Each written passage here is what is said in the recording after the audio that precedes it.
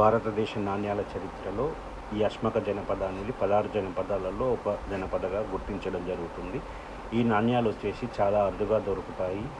ఈ రాజరికం వచ్చేసి దక్కన్ పీఠభూమిలో మొదటి రాజధాని మరియు మొదటి నాణ్యంగా గుర్తించడం జరుగుతుంది.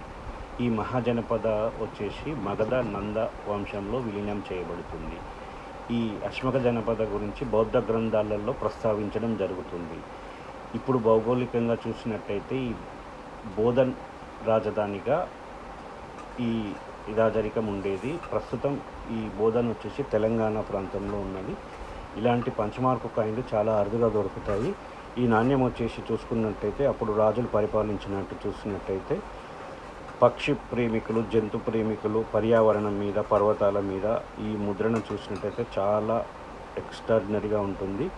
ఇలాంటి కాయిన్లు చాలా అరుదుగా దొరుకుతాయి. మొట్టమొదటి మన దక్కన్ పీఠభూమిలో నాణ్యంగా గుర్తించడం జరుగుతుంది.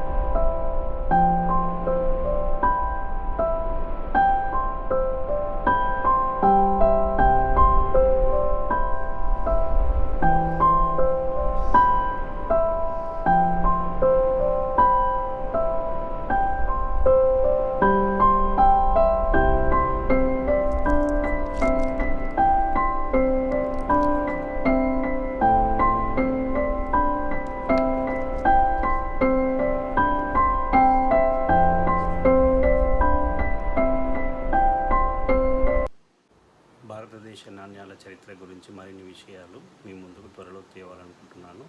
నా వీడియో నచ్చినట్టయితే లైక్ చేయండి, షేర్ చేయండి, సబ్స్క్రైబ్ చేయండి. Thank you everyone.